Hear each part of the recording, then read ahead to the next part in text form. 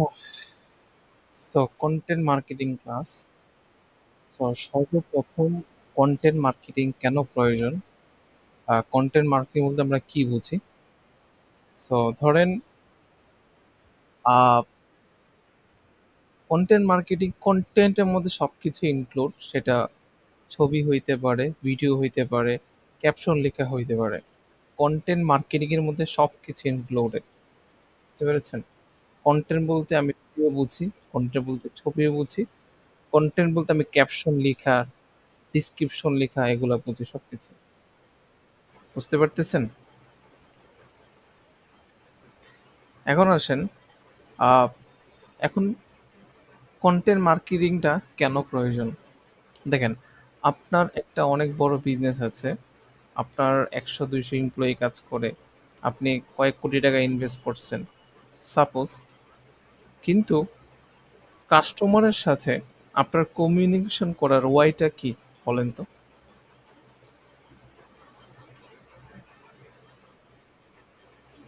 কাস্টমারের সাথে আপনার কমিউনিকেশন করার ওয়াইটা কি হইতে পারে?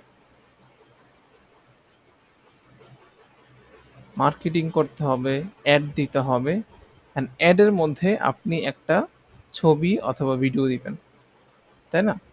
সো দেখেন, আপনার এত বড় বিজনেস অপারেট হইতেছে, কাস্টমার যখন আপনার থেকে প্রোডাক্ট কিনতে আসবে, সে কি আপনার ফ্যাক্টরি থেকে প্রোডাক্ট কিনবে?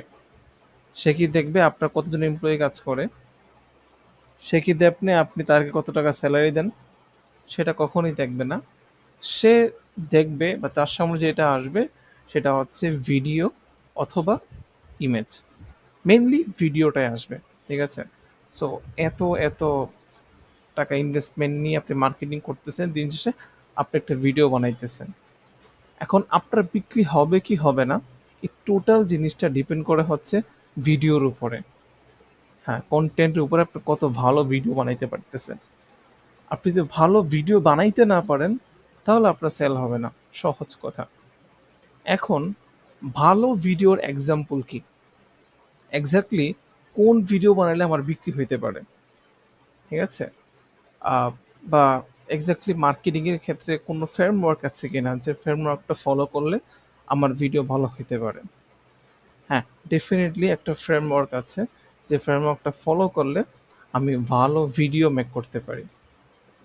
এবং একটা ভালো ভিডিও, অনেক ভালো সিনেমাটিক ভিডিও করা, বলিউডের মতো স্টাইল করে ভিডিও করাটা কখনোই ভালো ভিডিও না।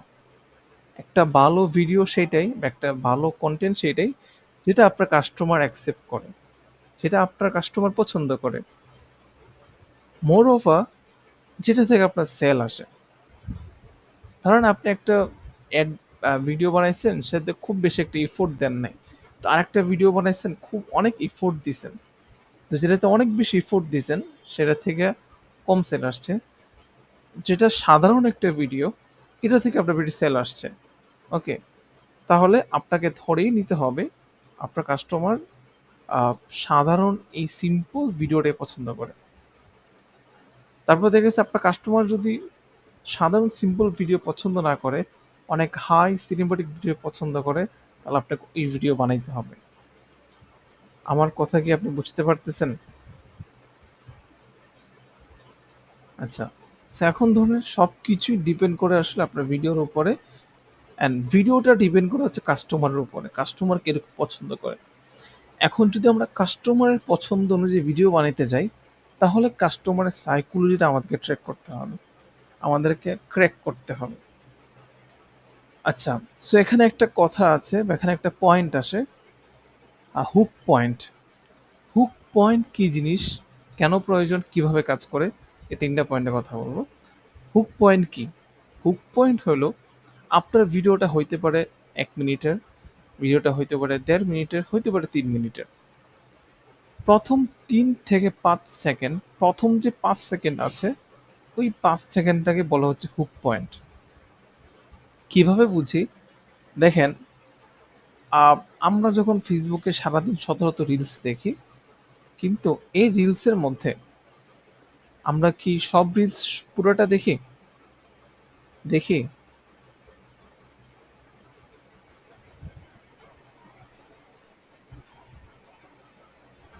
হ্যাঁ, হ্যাঁ। তো আমরা যখন একটা রিলস যদি ১ মিনিটের হয়, প্রথম ৩ সেকেন্ড, প্রথম ৫ সেকেন্ড দেখার পরে আমরা বুঝে ফেলি যে এটা কি নিয়ে ভিডিওটা, পুরো ভিডিওটা কি হইতে পারে এবং আপনি এটাতে ইন্টারেস্টেড কিনা। সো প্রথম ৫ সেকেন্ডে আপনি সিদ্ধান্ত নেন বাকি পুরো ভিডিওটা আপনি দেখবেন কিনা। ঠিক আছে? সো এটাই হচ্ছে হুক পয়েন্ট। সো আপনার পুরো ভিডিওটা আপনি ভিডিওর পিছনে অনেক টাকা ইনভেস্ট করলেন, অনেক এফোর্ট দিলেন।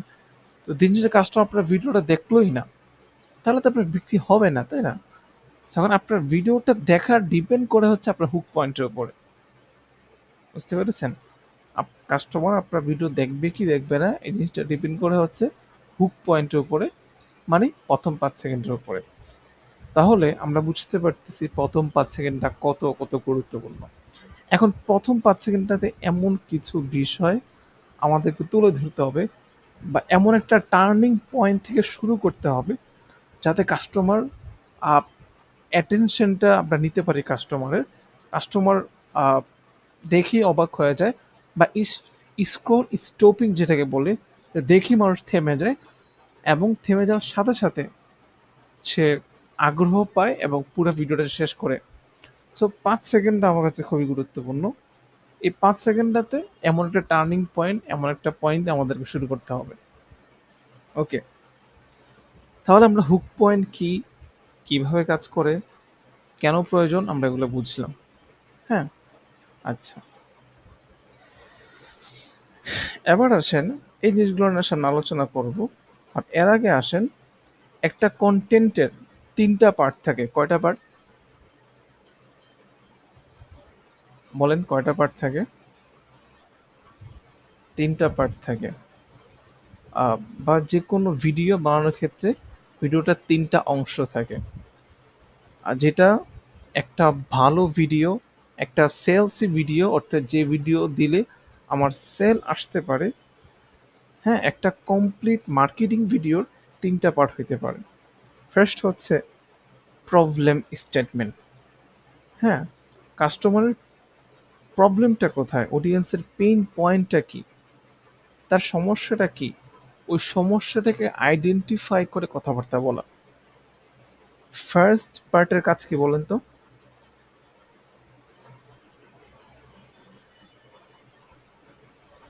না, পুরোটা বলেন।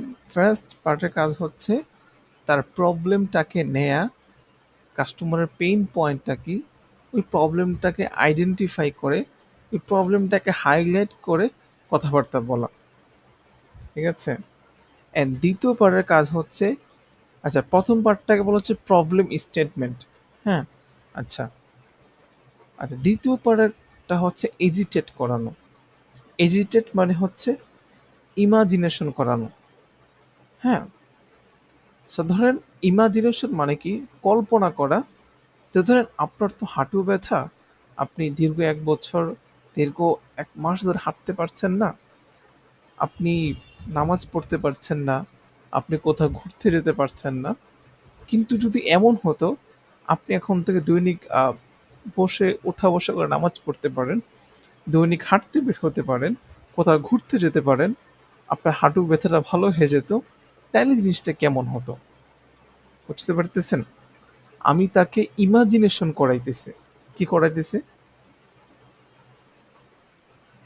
ইমাজিনেশন করে দিছি, একটা কল্পনাতে নিয়ে যেতেছি যে এখন আপনি যে একটা সমস্যার মধ্যে আছেন, যদি সমস্যা থেকে বের হয়ে আপনি এরকম হইতেন তার কতই না ভালো হইতো। এসে ধরেন টাক মাথায় চুল নাই। সো যেই লোকের টাক মাথায় চুল নাই তার তো কত পেরেশানি, কত টেনশন, মানুষ কি বলবে, বয়স্ক দেখা যাবে। ঠিক আছে? পরে হচ্ছে যদি বিয়ে না করে থাকে বাই চান্স, কেউ রাগ না নিলে হবে, এটা তো আমি বোঝানোর জন্য বলতেছি, কাউকে টার্গেট করে না। সো বিয়ে না করে থাকে, হ্যাঁ হ্যাঁ, আমার কি বিয়ে হবে কিনা, মেয়ে পছন্দ করবে না, এরকম অনেক সমস্যা থাকে। তো ধরেন আপনি এমন একটা তেল বিক্রি করতেছেন যে তেলটা চুল পড়া বন্ধ করে এবং নতুন চুল গজায়। তাইলে আপনি তখন তাকে বলতে পারতেন আপনার তো এই সমস্যা, যদি এমন হতো এখন থেকে আপনি এই তেলটা এখন থেকে আপনি আপনার চুল গজাইতো, আপনি দেখতে 40 বছর, সরি 25 বছর যুবক দেখাইতেন, আপনার মানে যা যা হইতে পারতো আপনাকে এখন যুবক দেখাইতো, মানুষ আপনাকে আগের থেকে বেশি পছন্দ করতেন, দেখতে আপনি গুড লুকিং হইতেন, স্মার্ট হইতেন, যদি আপনি এই তেলটা ব্যবহার করতেন। সো আপনার এখন মাথায় চুল নাই, যদি আপনাকে 25 বছর যুবক দেখাইতো এবং আপনি আগের থেকে আগে বেশি গুড লুকিং স্মার্ট লুকিং হইতেন, তাহলে বিষয়টা কেমন হইতো? তো তাকে এজিটেট করাইতে পারা, তার প্রবলেমটা সমাধান হলে সে কিরকম ফিল করবে, কিরকম হয়ে যাবে তাকে বুঝাইতে পারা, সেটা হচ্ছে এজিটেড স্টেট বা ইমাজিনেশন পয়েন্ট। ঠিক আছে? দেন হচ্ছে সলিউশন। ঠিক আছে?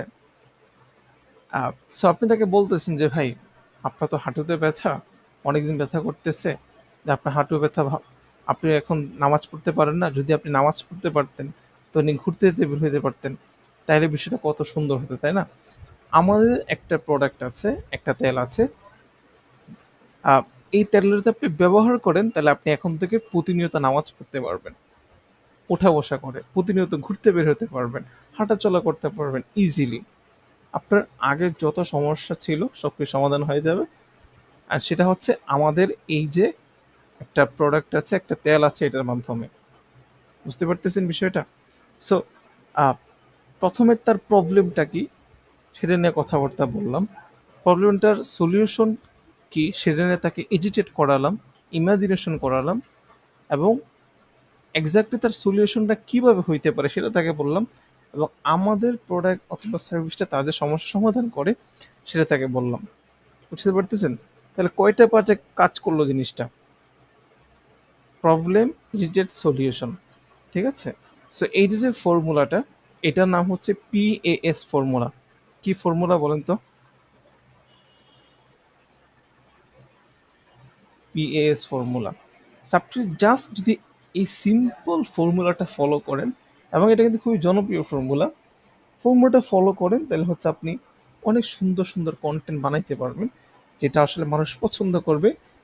মোরফা এটা দিয়ে মানুষ বিক্রি, এটা দিয়ে আপনি বিক্রি পাবেন, সেল পাবেন।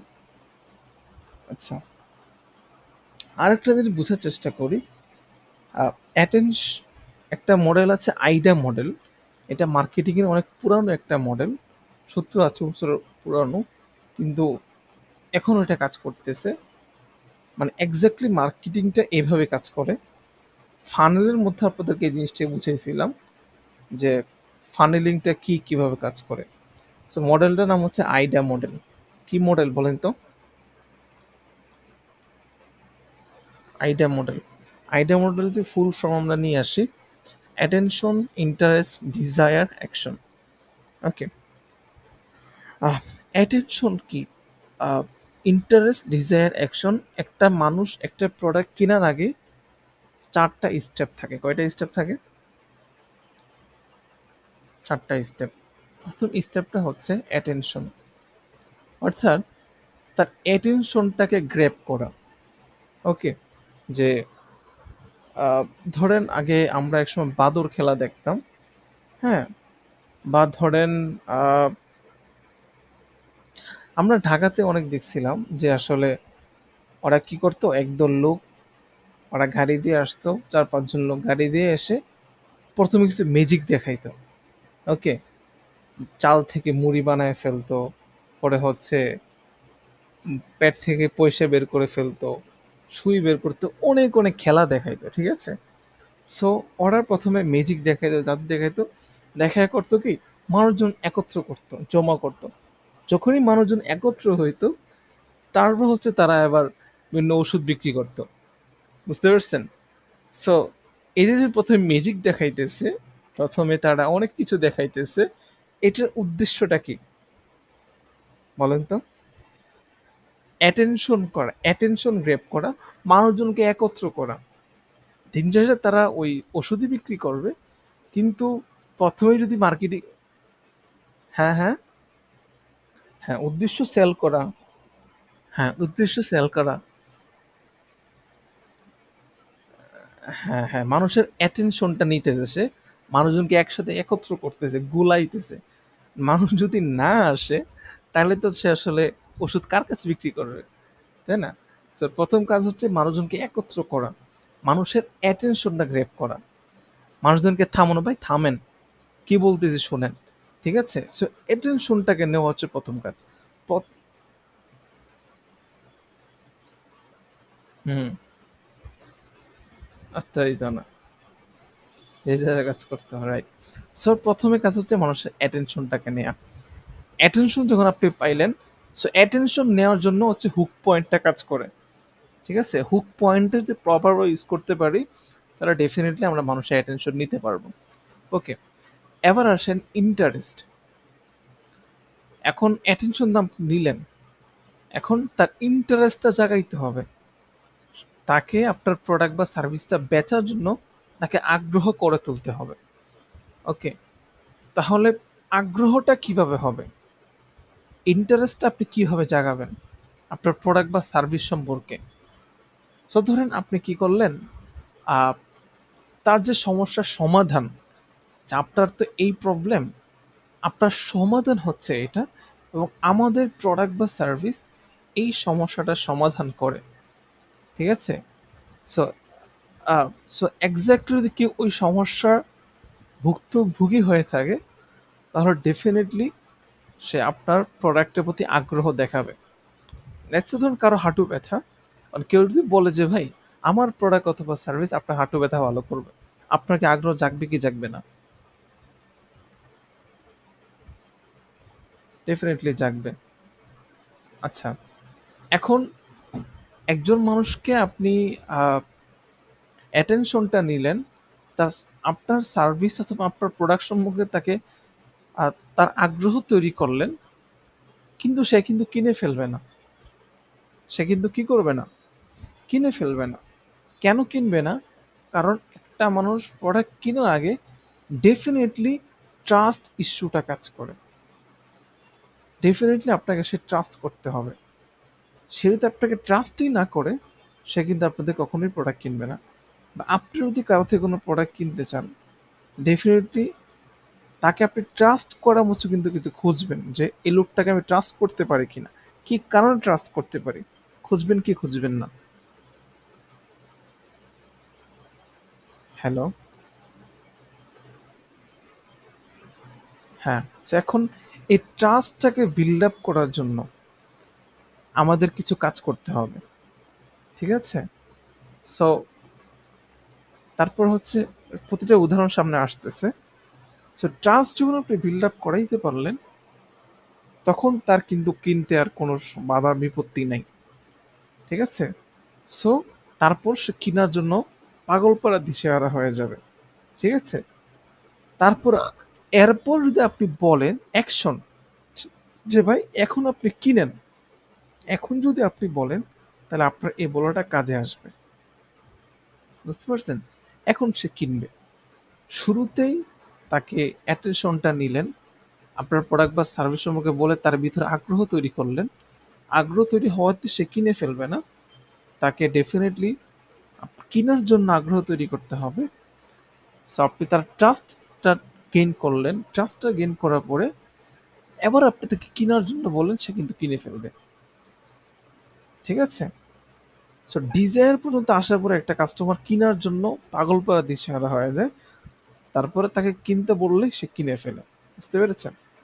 সো এই ইন্টারেস্ট মানে হচ্ছে আপনার প্রোডাক্ট বা সার্ভিস সম্পর্কে আগ্রহ তৈরি করলেন তার, কিন্তু ডিজায়ার মানে হচ্ছে প্রোডাক্টটা কেনার জন্য তাকে যে যে কাজগুলো করা লাগে সেটা করলেন। মানে কেনার আগ্রহ তৈরি করা তার মধ্যে, কেনার যে ইচ্ছাটা সেটা তার ভিতরে তৈরি করা। ইন্টারেস্ট মানে আগ্রহ, ডিজায়ার মানে ইচ্ছা। ঠিক আছে, আচ্ছা, এবার আসেন আমরা একটা রিয়েল লাইফ কেস নিয়ে কথা বলি। সো ধরেন আমাদের কন্টেন্টের ফরম্যাটটা হবে, প্রথমে হবে হুক পয়েন্ট। ঠিক আছে, হুক পয়েন্ট আমরা কি বলবো, হুক পয়েন্ট আমরা কথা বলবো pain point as a solution. কি point as a solution? Pain point, sorry, pain point as a question. Pain point as a question. তো লেটস ধরেন আপনার কি মাথায় টাক, আপনি কি আহ, কি বলে দাঁড়িয়ে থাকতে পারেন না, আপনি কি ঠিকমতো উপসর্গা করতে পারেন না, আপনার হাঁটুতে প্রচন্ড ব্যথা, এই যে জিনিসগুলো বলতেছে, এই জিনিসগুলো দ্বারা কি বুঝাতেছে কাস্টমারকে? কাস্টমারের পেইন পয়েন্টটাকে সে তুলে ধরতেছে অ্যাজ এ কোয়েশন। সে কাস্টমারের পেইন পয়েন্টটা থেকে তুলে ধরতেছে কিভাবে? কোয়েশন হিসাবে। কিভাবে তুলে ধরতেছে বলেন তো? কাস্টমারের যে সমস্যাটা, এই সমস্যাটাকে সে একটা কোয়েশন হিসাবে উপস্থাপন করতেছে। আপনার কি নামাজ পড়তে, রুকু সেজদা করতে কষ্ট হয়? হাঁটুতে প্রচণ্ড ব্যথা হয়? আপনার কি এই সমস্যাগুলো আছে? এইভাবে একটা তার কাছে প্রশ্ন ছুড়ে দেয়, ঠিক আছে? সে প্রশ্ন ছুড়ে দেওয়ার দ্বারা তার ভিতরে সে কিন্তু থামে, কিরে আমার মনের মতো কথা বলতেছে, বা এটা হচ্ছে হুক পয়েন্ট। হুক পয়েন্টে এটা একটা মাধ্যম হইতে পারে, ঠিক আছে? সো কাস্টমার যে পেইন পয়েন্টটা, সেটাকে একটা কোয়েশন হিসেবে তার কাছে ছুঁড়ে মারলেন, তখন সে কিন্তু আটকে যাবে, থামবে, স্কলটা স্টপ করবে, দেন আপনি কি বলতেছেন সেটা শুনবে। ওকে, এরপরে স্টেপটাতে আসা হচ্ছে, সে যখন থামলো, হ্যাঁ, থামার পরে এবার benefits and quality of products, এটা সম্পর্কে তাকে বলতে হবে। ধরেন আহ, আপনার এই সমস্যার সমাধান হচ্ছে আমাদের কাছে আছে, আমাদের এই প্রোডাক্ট অথবা এই সার্ভিসটা আপনার এই সমস্যার সমাধান করবে, এবং আমরা এই প্রোডাক্টটা আপনি ইউজ করে আপনি এই বেনিফিট পাবেন, ঠিক আছে? প্রথমে তার অ্যাটেনশনটা নিলাম, নেওয়ার পরে আমাদের প্রোডাক্ট অথবা সার্ভিসের কোয়ালিটি সম্পর্কে জানাইতে থাকলাম। দ্বিতীয় স্টেজে, কোন স্টেজে? দ্বিতীয় স্টেজে। এবং এই স্টেজে আমরা কি করতেছি, তার যে সমস্যাটার সমাধান এটা কি হইতে পারে, এবং আমার প্রোডাক্ট অথবা সার্ভিস তার সমস্যাটা কিভাবে সমাধান করতেছে, এবং আমার প্রোডাক্টের বেনিফিটগুলো কি কি আমি ফুটিয়ে তুলে ধরতেছি। এই কাজটা যখন করব, এবং সে যদি অ্যাকচুয়ালি আমার কাস্টমার হয়ে থাকে, ডেফিনেটলি সে আমার প্রোডাক্টের মধ্যে আগ্রহ প্রকাশ করবে। প্রোডাক্টের মধ্যে কি করবে? আগ্রহ প্রকাশ করবে। কিন্তু সে আমার থেকে কিনবে না, কারণ কেনার জন্য তার আরও কিছু স্টেপ বাকি আছে, তার ট্রাস্ট ইস্যুটা বাকি আছে। তো কেনার জন্য কেনার জন্য তাকে পাগলপাড়া দিশার বানানোর জন্য আমরা কিছু কিছু কাজ করতে পারি। সেটা হচ্ছে অথরিটি বিল্ডিং। কি building? Authority building and social proof showcasing. আচ্ছা, অথরিটি বিল্ডিং জিনিসটা কি? অথরিটি মানে হচ্ছে আপনার সার্টিফিকেশন, আপনার অ্যাচিভমেন্ট, আপনার সার্টিফিকেশন, আপনার অ্যাচিভমেন্ট। সো লেটস সে ধরেন আপনার কোম্পানি বিএসটিআই সার্টিফাইড, আপনার কোম্পানি বাংলাদেশ ড্রাগ অনুমোদিত, গভর্নমেন্ট অনুমোদিত, আপনার কোম্পানি অমুক বছরের সেরা ড্রাগস অ্যাওয়ার্ড পাইছে, ব্র্যান্ড অ্যাওয়ার্ড পাইছে, হ্যাঁ, আপনার কোম্পানি বুয়েট সার্টিফাইড, আপনার প্রোডাক্ট অথবা সার্ভিস, ঠিক আছে, অমুক জায়গা থেকে সার্টিফাইড, হেলথ অর্গানাইজেশন থেকে সার্টিফাইড, WHO যেটাকে বলে। সো এরকম অনেক অনেক আহ, আপনার অ্যাচিভমেন্ট থাকতে পারে, অনেক অনেক সার্টিফিকেশন থাকতে পারে। এই জিনিসগুলোকে আপনি কাস্টমার সামনে তুলে ধরলেন। অথবা হইতে পারে যে আমার এই প্রোডাক্টটা MBA, আমার একজন ডাক্তার সার্টিফাইড, ডাক্তারের পরামর্শ দিয়ে প্রোডাক্টটা সেল করতেছি। সেরকম নানা রকম কিছু হইতে পারে, যেটা আসলে এক্স্যাক্টলি বুঝায়, যেটা কাস্টমার মধ্যে অথরিটি ক্রিয়েট করে। বুঝতে পেরেছেন? সো অথরিটি মানে হচ্ছে আপনার সার্টিফিকেশন, আপনার অ্যাচিভমেন্টগুলো কাস্টমারকে জানানো। ওকে, সোশ্যাল প্রুফ কি? সোশ্যাল মানে তো সামাজিক, এটা বুঝতেছেন। সোশ্যাল প্রুফ মানে হচ্ছে আপনার এক্সিস্টিং কাস্টমারের তথ্য। লেটস আপনি বলতে পারেন যে এই পর্যন্ত 10,000 মানুষ আমার থেকে প্রোডাক্ট কিনেছে, এ পর্যন্ত আমাদের 1 লক্ষ হ্যাপি কাস্টমার আছে, এই পর্যন্ত আমাদের যত কাস্টমার আছে সেখান থেকে 90% রিপিট কাস্টমার, এই পর্যন্ত আমাদের যত কাস্টমার আছে সবাই 90% স্যাটিসফাইড, ঠিক আছে? সো তারপরে আপনি দেখা গেছে কাস্টমারের কিছু ভিডিও দেখালেন, কাস্টমার কি বলতেছে না বলতেছে, আপনার এজেন্সি কাস্টমার। সো এই জিনিসটা হচ্ছে সোশ্যাল প্রুফ। বুঝতে পারছেন? Hello. So authority and social proof যখন আপনি তার কাছে বললেন, তাহলে আবার কিন্তু তার কিনার ক্ষেত্রে আর খুব একটা বাধা তার কাছে সৃষ্টি হইতেছে না। তখন আপনি তাকে আবার পাল্টা কোয়েশন করতে পারেন, তাহলে ওয়াই ওয়ার নট, ঠিক আছে, এত হাজার মানুষ অলরেডি আমার প্রোডাক্টটা ব্যবহার করেছে, তাহলে আপনি কেন না? তাহলে আপনি কিসের জন্য অপেক্ষা করছেন? তাহলে আপনি কেন ব্যবহার করবেন না? ঠিক আছে, তাকে একটা পাল্টা কোয়েশ্চেন ছুড়ে মারেন। এরপরে যে স্টেপটা, এইটা করার পরে সে আরো পাগল করা দিশের হয়ে যায় কেনার জন্য, সেটা হচ্ছে একটা আর্জেন্সি ক্রিয়েট করা। ঠিক আছে, কেনার জন্য কি করা? আর্জেন্সি ক্রিয়েট করা। সো প্রথমে আপনি তার অ্যাটেনশন নিলেন, তার ইন্টারেস্ট নিলেন, এবং এখন তার কেনার জন্য ডিজায়ারটা ক্রিয়েট করতেছেন। হ্যাঁ, কেনার আগ্রহটা তার ক্রিয়েট করতেছেন। প্রোডাক্ট সম্পর্কে সে আপনার আগ্রহী, কিন্তু কিনতে এখন আপনি তাকে আগ্রহী বানাইতেছেন। সো লেটস সে ধরেন এখন আপনি তাকে বললেন যে ভাই, লিমিটেড স্টক, মাত্র 15 পিস অ্যাভেলেবেল, মাত্র 20 পিস অ্যাভেলেবেল, এর থেকে বেশি আমাদের কাছে নাই, এবং পরে কবে স্টক রিস্টক হবে সেটা আমরা জানি না। বুঝতে পারতেছেন বিষয়টা? এরপরে বলতে পারেন যে ভাই, লিমিটেড টাইম অফার, যে মাত্র 2 দিনের জন্য এই অফার, মাত্র 3 দিনের জন্য এই অফারটা, একটা কম্বো অফার, যে অফার হইতে পারে, অথবা হইতে পারে লেটসে ধরেন আহ, আগামী 24 ঘন্টা যারা অর্ডার করবেন তারা আপনারা ফ্রি হোম ডেলিভারি পাবেন। আগামী 24 ঘন্টায় অর্ডার করলে মাত্র 20% ডিসকাউন্ট। ঠিক আছে? সো এইভাবে আপনি যখন আর্জেন্সি ক্রিয়েট করতেছেন, সে তো আরো পাগল হয়ে যাবে, ভাই আমার এখন কিনতেই হবে। সো তখন যে জিনিসটা কাজ করে, সেটাকে বলা হচ্ছে ফেয়ার অফ মিসিং আউট, মার্কেটিংয়ের একটা ভাষা, যেটাকে বলা হচ্ছে FOMO. কিমো? FOMO, fair of missing out, কোনো কিছু হারায় যাওয়ার ভয়। ঠিক আছে, আর্জেন্সি ক্রিয়েট করা। আচ্ছা, সো লিমিটেড টাইম অফার, অথবা আপনি বলতে পারেন যে মাত্র প্রথম 50 জনের জন্য ফ্রি হোম ডেলিভারি, প্রথম 100 জনের জন্য ফ্রি হোম ডেলিভারি। এই জিনিসটা যখন আপনি বলতেছেন, তাহলে একটা মানুষ আহ, আপনার প্রোডাক্ট বা সার্ভিস কিনতে আগ্রহী হবে কি হবে না? হ্যালো।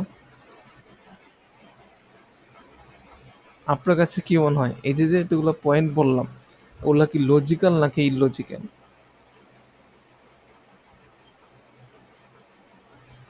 হ্যাঁ। সো সর্বশেষ যে জিনিসটা আসে, সেটা হচ্ছে call to action. Call to action মানে তাকে কল, আচ্ছা, কল টু অ্যাকশন মানে হচ্ছে শেষের দিকে তাকে আবার কেনার জন্য পুশ করা। এতক্ষণ তো হচ্ছে ধরেন তাকে আমরা অনেক কিছু বললাম, এবার তাকে আমরা কেনার জন্য পুশ করলাম, যে ভাই এবার তুমি কিনো কিনো, এটা আমরা তাকে বলতে হবে। ভাই কিনো কিনো কিনোর জন্য শুরুতে বলতাম, সে কিন্তু কখনোই কিনতো না। সো ভাই কিনো কিনো কিনো, এই যে একটা আমার পুশ করা, এটা আমরা সবাই শেষে বলবো, এবং এটা ডেফিনেটলি বলতেই হবে। ঠিক আছে? সো কল টু অ্যাকশন মানে হচ্ছে তাকে একটু ধাক্কা দেওয়া, তাকে একটু পুশ করা। বুঝতে পারছেন? আচ্ছা, এরপর আসেন কন্টেন্ট মার্কেটিং গাইডলাইন, একটা ই বুক আছে। এই জিনিসটা যদি আপনি পড়েন, এখানে লিঙ্ক আপ করা আছে, তাহলে হচ্ছে আহ, আরো অনেক অনেক আইডিয়াস পাবেন।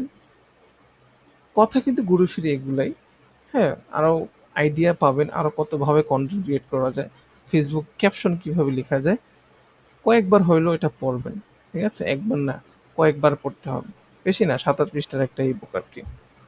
আচ্ছা, এরপরে দেখেন এদিকে হচ্ছে একটা ডকুমেন্ট, সেটা হচ্ছে একটা বুক সেলিং নিয়ে একটা ডকুমেন্ট ক্রিয়েট করা হয়েছে আর কি। ঠিক আছে, আহ, এটা যদি আপনি পড়েন, তাহলে একটা রিয়েল লাইফ স্ক্রিপ্ট বা ভিডিও স্ক্রিপ্ট আপনি পাবেন আর কি। হুম, এবার লিঙ্ক আপ করা আছে, সেই জিনিসটা পড়লে সুন্দর করে আপনি বুঝতে পারবেন এক্স্যাক্টলি আমি এখন যা যে কথাগুলো বললাম আর কি। আচ্ছা, লাস্ট পার্ট হচ্ছে, বাট নট দ্য লিস্ট, সেটা হচ্ছে বেসিক্স অফ ভিডিও। আচ্ছা, আপনি যখন ক্যামেরা দিয়ে ভিডিও করবেন তখন কিছু বিষয় মাথা রাখতে হবে। যেমন ধরেন ক্যামেরা গ্রিড লাইন ভিউ। এই দেখেন ক্যামেরা গ্রিড লাইন ভিউ, আপনি যখন ভিডিও করতেছেন ক্যামেরা সেটিং অপশনে গিয়ে আপনি এই দাগটা আপনি নিয়ে আসতে পারবেন ক্যামেরার ভিতরে। So cut to the chase, main কথা হচ্ছে আপনি যখন ভিডিও করতেছেন, আপনার যখন কোনো পার্সনের ছবি ক্যামেরাতে আপনি আনতেছেন, তার মাথাটা, তার চেহারাটা থাকবে হচ্ছে এই দাগের মাঝ বরাবর। বুঝতে পারতেছেন কোথায় থাকবে? হ্যালো,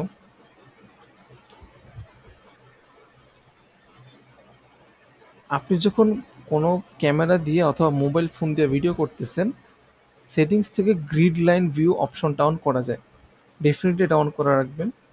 এবং এখানে আহ, যখন আপনি কোনো মানুষের ভিডিও করতেছেন, কোনো পার্সনের, কোনো ব্যক্তির, তখন তার চেহারাটা ঠিক এই দাগের মাঝ বরাবর রাখার চেষ্টা করবেন। এখানেও না, এখানেও না, এখানেও না, এখানেও না, ঠিক এই দাগের মাঝ বরাবর যদি আপনি চেহারাটা রাখেন, তাহলে সুন্দর একটা ভিউ আপনি পাবেন ওই লোকটার। ঠিক আছে, এইগুলো একটা কথা। এখন মানুষের ছবি, মানুষ বাদ দিয়ে যদি কোনো প্রোডাক্টের, কোনো অবজেক্টের ভিডিও করেন, তাহলে আপনি চেষ্টা করবেন, এবং এটাই করতে হবে এক্স্যাক্টলি, ওই অবজেক্টটাকে এই মাঝখানে ঘরটার মধ্যে রাখার জন্য। বুঝতে পারছেন কোন ঘরটার মধ্যে? এই যে মাঝখানে ঘরটার মধ্যে কোনো যদি বই হয়, কোনো যে প্রোডাক্ট হয়, যে কোনো প্রোডাক্ট সার্ভিস হোক, আপনি যদি ছবিও তোলেন অথবা ভিডিও করেন, চেষ্টা করবেন এই ঘরটার মধ্যে রাখার জন্য। ঠিক আছে? আচ্ছা, এবার আসেন আমাদের ফিজিক্যাল পার্টটাতে।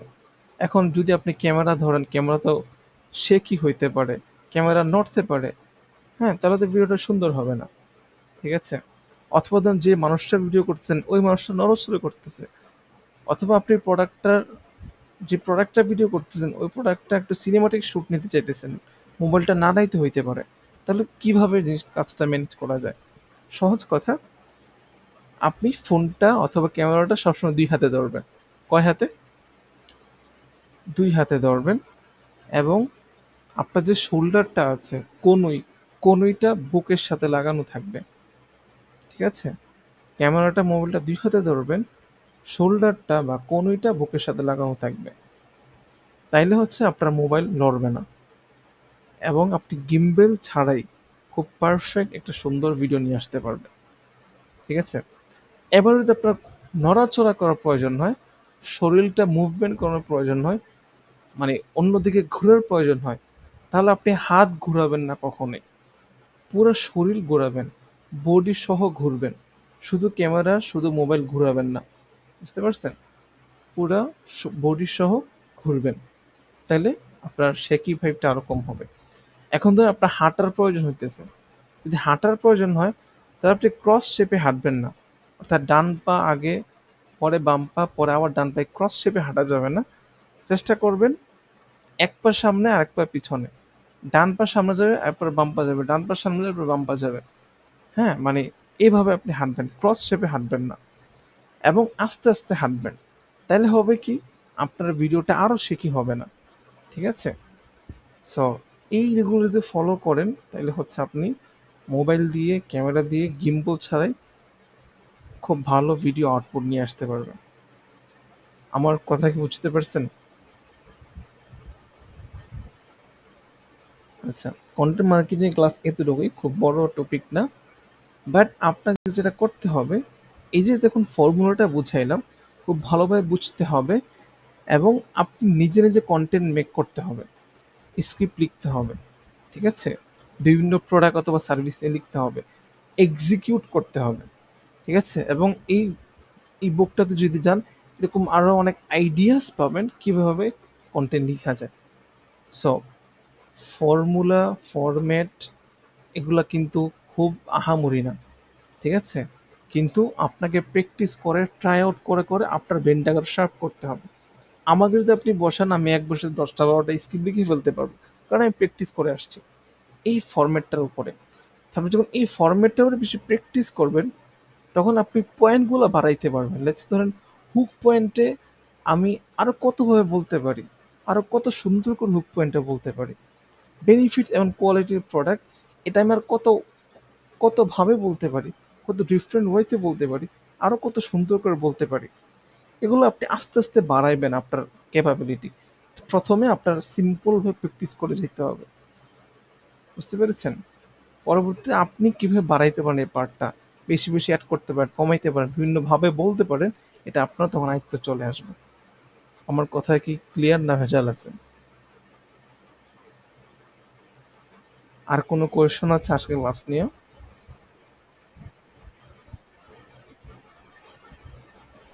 আহ, ঠিক আছে, তাহলে ভালো থাকেন। ওকে।